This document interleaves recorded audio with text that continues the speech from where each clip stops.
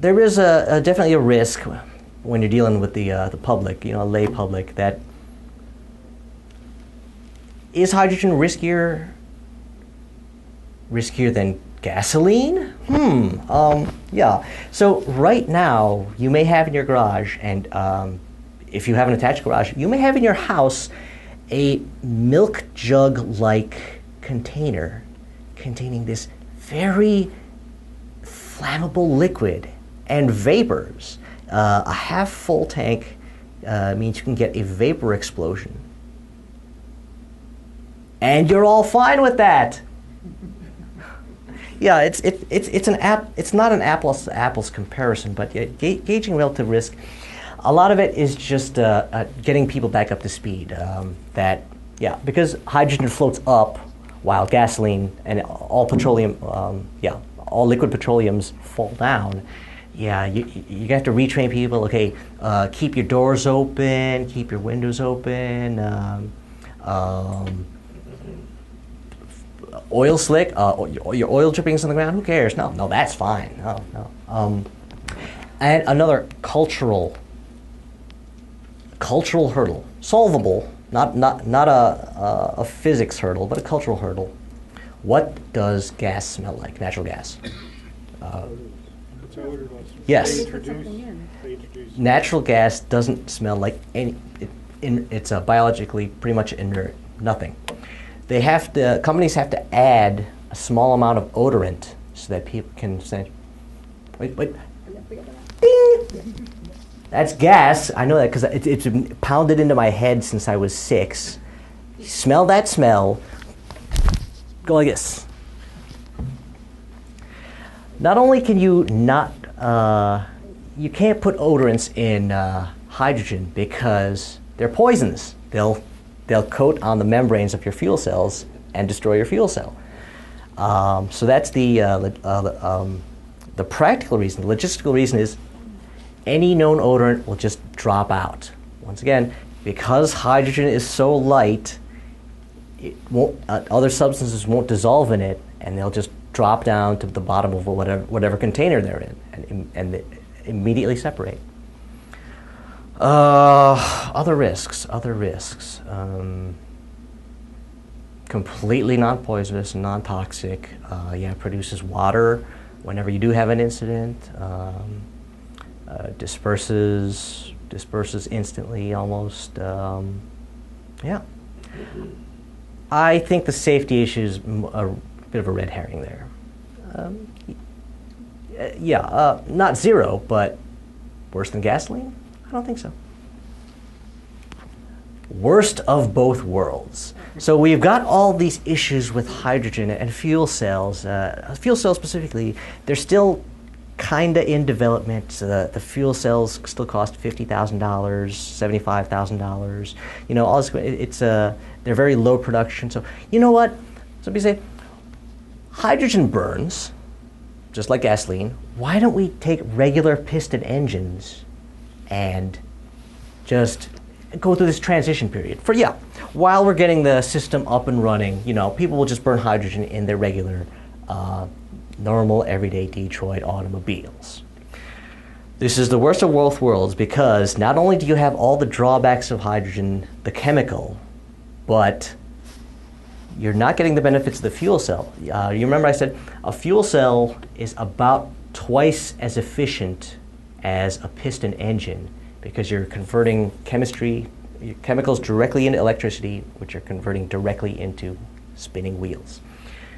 Once you put hydrogen on top of all the issues with hydrogen, you're putting on your transmission losses. I'm thinking the majority of the fuel, the majority of the engine energy that you get out of burning gasoline never makes it to the wheels. It's lost in engine heat, friction, pumping losses. Pumping air in and out of the engine takes a lot of energy. But Yeah, hydrogen in a piston engine, that kind of defeats the purpose of using hydrogen in the first place, which is an engine that's twice as efficient. Also, this little thing here, 55 octane. Little low. Once again, like I said, the minimum ignition energy, because hydrogen lights so easily, that translates into very low octane. So while, yeah, you can put hydrogen in a piston engine, no one's going to buy that engine because it's going to have no power. You won't be able to pass. You'll creep your way up the on-ramp. And yeah, no trunk. Aside from hydrogen being the least dense fuel, when you put it in a piston engine and you lose the 2 times efficiency of a fuel cell, that means your fuel tank is now even bigger than it already was going to be. So yeah, some of these companies are running around trying to boost their green cred by showing people hydrogen cars, either hydrogen fuel cell cars or, well, hey, backroom, can you whip me up a hydrogen piston engine so I can trot it out on the weekend? Very few people. Them around town here, is that what we're seeing? It's actually a piston engine that's running on hydrogen? There could be both. There could be both. You could be seeing both right now, but is there a particular term that differentiates? In other words, they call one a hydrogen piston and the other is a hydrogen electric. Well, that's pretty much it. So, okay. Yeah, there's no shorthand for that. But yeah, if you ever see one of these demos where a company is trying to be all, ooh, look at us, ask them to open the trunk. Yeah. My uncle has a natural gas car. It's a Volkswagen, mid-sized Volkswagen sedan, and it's modified so he can switch back and forth between gasoline and natural gas. So yeah, he's got the original factory gasoline tank, and then an aftermarket natural gas cylinder. Yeah, you open his trunk. Mid-sized Volkswagen 4-door. It had an appreciable trunk to begin with, and the natural gas cylinder takes up a good amount of space, but he's still got usable trunk space. You can easily fit, a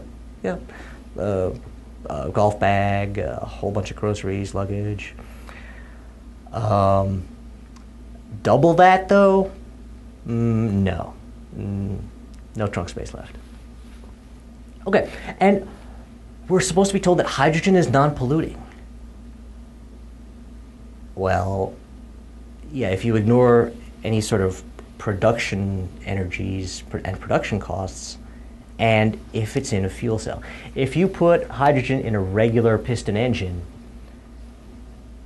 the high burning temperature that makes rockets so efficient, that makes hydrogen piston cars surprisingly polluting, because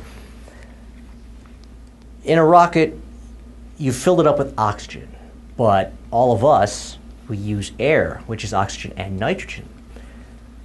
When you light up the hydrogen, its high temperature is actually enough to split up nitrogen molecules, which are otherwise considered to be inert. And splitting nitrogen molecules is where you get your smog. The majority of the chemical pathways are nitrogen exhausts, where nitrogen actually started burning in the engine. So if we have all these, if we have any significant number of hydrogen burning piston engines, no, there goes your pollution claim right out the window, right out the window. In fact, so Joseph Romm was the Assistant Secretary of Renewable Energy in the Department of Energy, and yeah, flat out, BMW really likes to trot out hydrogen in piston engines. The least efficient conceivable vehicle that you could invent. It's the worst of both worlds.